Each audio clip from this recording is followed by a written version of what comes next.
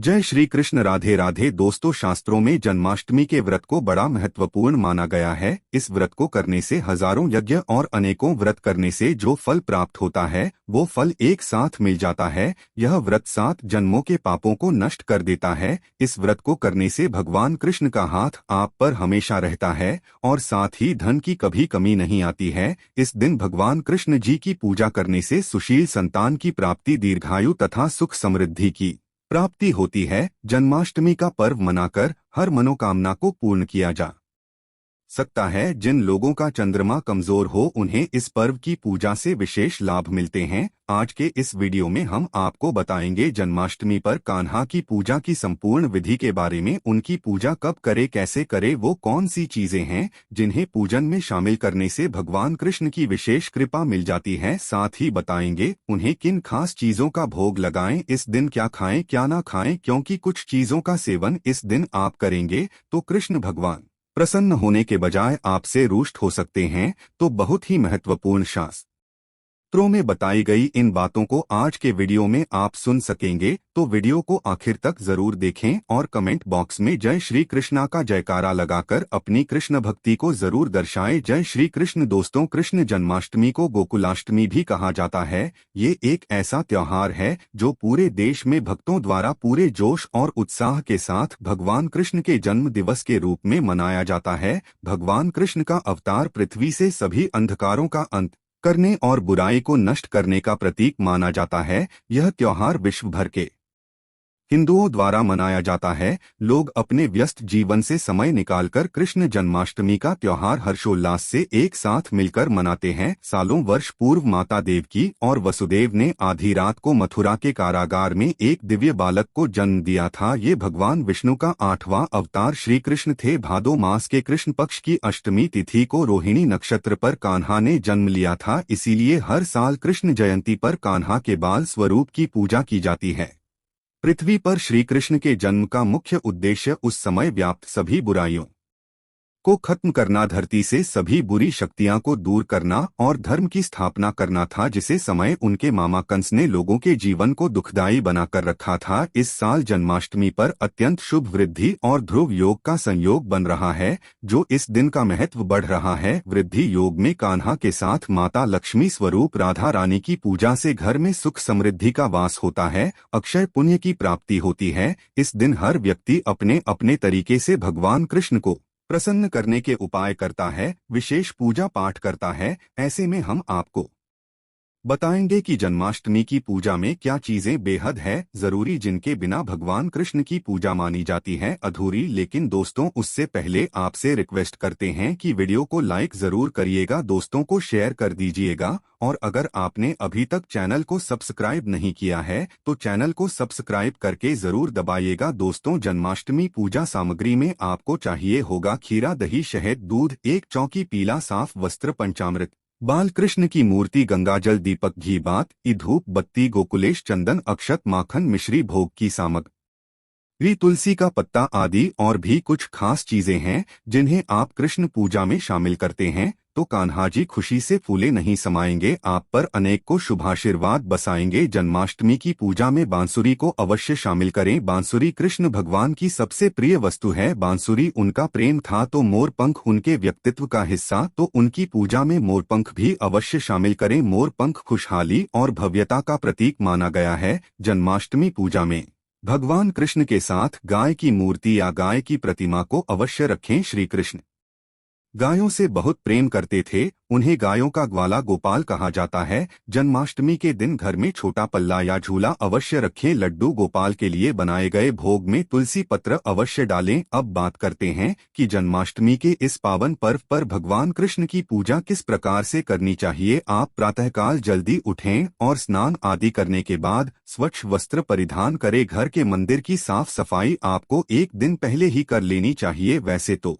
जन्माष्टमी की तैयारियां पहले से ही शुरू हो जाती है, तो घर की साफ सफाई, घर के मंदिर की सफाई 1-2 दिन पहले ही हो जाती है। सूचरभूत होने के बाद पूजा आरंभ कीजिए। जो नित्य की पूजा होती है वो पहले की जाती है, जैसे कि धूप दीप प्रज्वलित करें। प्रथम पूज्य गणेश जी के साथ सभी देवी देवताओं का पूजन करें। उसके बाद भगवान श्री कृष्ण का जो बाल स्वरूप है यानी कि जो लड्डू गोपाल है उनकी पूजा करें। कृष्णा जन्माष्टमी के दिन देवकी वासुदेव बलदेव नंद यशोदा और लक्ष्मी जी के नाम लेते हुए पूजा प्रारंभ करनी चाहिए। लड्डू गोपाल जी का जलाभिषेक करें। आप पंचामृत से अभिषेक कर सकते हैं, कच्चे दूध में केसर मिलाकर अभिषेक कर सकते हैं, गंगाजल से अभिषेक कर सकते हैं, केसर मिश्रित जल से अभिषेक कर सकते हैं, जैसी आपकी इच्छा हो। भगवान श्री कृष्ण का आप स्नान करवाएं, अभिषेक करें। उसके बाद उन्हें सुंदर वस्त्र धारण करवाएं, विधि विधान से उनकी पूजा आराधना करें। लड्डू गोपाल जी को इस दिन झूले में जरूर बिठाना चाहिए, तो आप उन्हें चूल्हे में बिठाकर झूला झूला। ये ऐसा कहा जाता है कि भगवान श्री कृष्ण को जो भी भक्त झूला झुलाते हैं उनकी सभी कामनाएं पूर्ण हो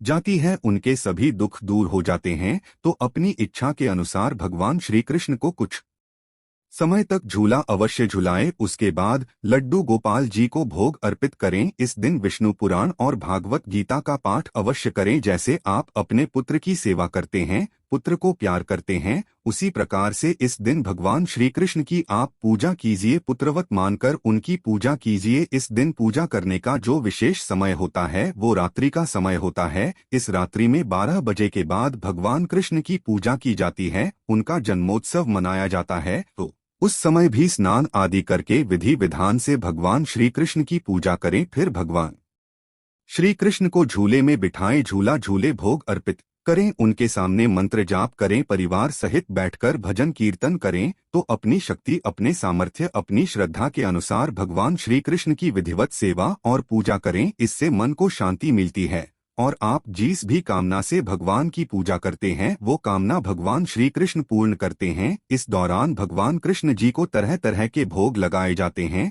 जन्माष्टमी पर इन विशेष चीजों का लगाए भोग कान्हा हो जाएंगे प्रसन्न और करेंगे आपकी हर मनोकामना को पूर्ण। दोस्तों, भगवान श्री कृष्ण को माखन मिश्री सबसे ज्यादा पसंद है। कहते हैं कि बाल गोपाल बचपन में चोरी छुपे ढेर सारा माखन मिश्री खाया करते थे। ऐसे में आपके घर पर मलाई से ताजा मक्खन निकालकर उसमें मिश्री मिलाकर इसका भोग लगाएंगे तो वे अति प्रसन्न हो जाएंगे। धनिया पंजरी को जन्माष्टमी पर प्रसाद के रूप में बांटा जाता है। जन्माष्टमी पर धनिया के बीज को घी में भुना जाता है और इसमें सूखे मेवे और शक्कर डालकर इसका भोग भगवान कृष्ण को लगाया जाता है। कृष्ण भगवान को पंजरी के साथ पंचामृत का भोग बहुत प्रिय है।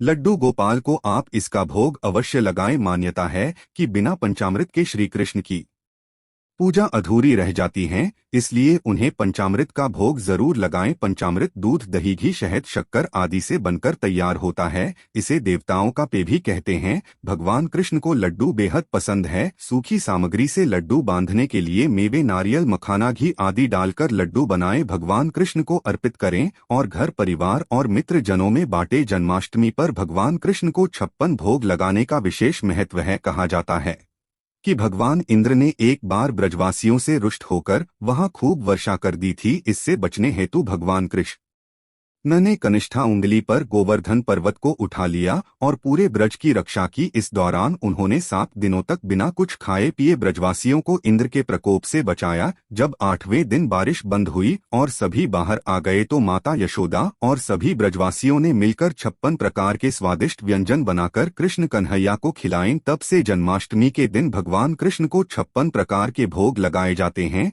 दोस्तों, कई बार इस दिन व्रत उपवास करने वाले कुछ लोग यह समझ नहीं पाते हैं कि इस दिन उनको क्या खाना चाहिए और क्या नहीं, जिससे व्रत करने में किसी तरह की दिक्कत ना रहे और पूजा भजन कीर्तन के लिए ऊर्जा भी बनी रहे। तो आइए अब आपको बताते हैं कि जन्माष्टमी के व्रत में क्या खाएं और वो ऐसे कौन सी चीजें हैं जिन्हें इस दिन ग्रहण करने से भगवान कृष्ण हो जाते हैं रुष्ट। पहले हम आपको बताते हैं कि जो जन्माष्टमी का व्रत नहीं रख रहे हैं उन्हें इस दिन कौन सी चीजें भूलकर भी नहीं खानी चाहिए। जन्माष्टमी के दिन बैंगन नहीं खाना चाहिए, मसूर की दाल नहीं खानी चाहिए, मांस अंडा नहीं खाना चाहिए, मदिरा का सेवन नहीं करना चाहिए, प्याज लहसुन का सेवन भी इस दिन नहीं करना चाहिए। 5 सुपारी, तंबाकू, सिगरेट आदि का सेवन भी नहीं करना चाहिए। इस दिन हरी पत्तेदार सब्जियां भी नहीं खानी चाहिए, उनमें बहुत सारे छोटे छोटे जीव हो सकते हैं, तो वो जीव हत्या के समान हो जाता है। तो इस दिन जीव हत्या या जीव को नुकसान नहीं पहुंचाना चाहिए, इससे बड़ा पाप लगता है,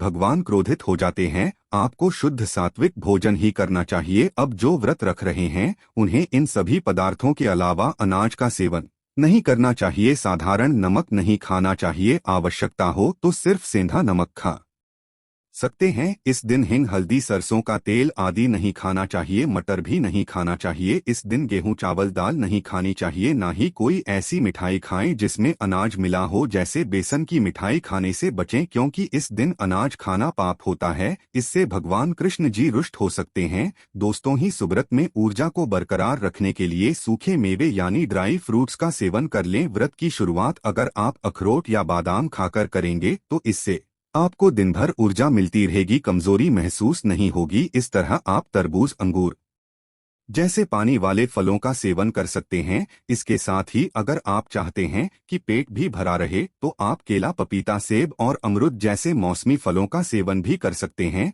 जन्माष्टमी के व्रत में आप दही की लस्सी का सेवन कर सकते हैं। इससे आपको बार बार प्यास भी नहीं लगेगी और पेट भी भरा हुआ महसूस होगा। आप चाहे तो साबूदाने की खिचड़ी या खीर बनाकर इसका सेवन कर सकते हैं। कुट्टू के आटे के पराठे का, समा के चावल का सेवन भी आप कर सकते हैं। या रखें, रात 12 बजे की पूजा के बाद भी आप फलाहार यानी व्रत का खाना ही खाएं, अनाज का सेवन ना करें। व्रत खोलने पर एक साथ बहुत सारा खाना ना खाएं। व्रत के पारण के समय बहुत लोग पकौड़े, पेपर्स, पापड़, कुट्टू और सिंघाड़े की पूरी ऐसी चीजों का सेवन करते हैं जो कि उचित नहीं है। इस तरह के पदार्थों से आपको सेहत संबंधी दिक्कतों का सामना करना पड़ सकता है। तो विधि विधान से इस पर्व को मनाएं। इस जन्माष्टमी पर कृष्ण भगवान आपके घर आए, माखन मिश्री खाएं और आपके जीवन के सारे दुख और कष्ट दूर भगा ले जाएं। आप सभी को कृष्ण जन्माष्टमी की बहुत बहुत शुभकामनाएं। कमेंट बॉक्स में जय श्री कृष्णा लिखना बिल्कुल ना भूलें। आज के लिए बस इतना ही दोस्तों। अगर आपको यह वीडियो पसंद आया है तो वीडियो को लाइक करिएगा। धन्यवाद।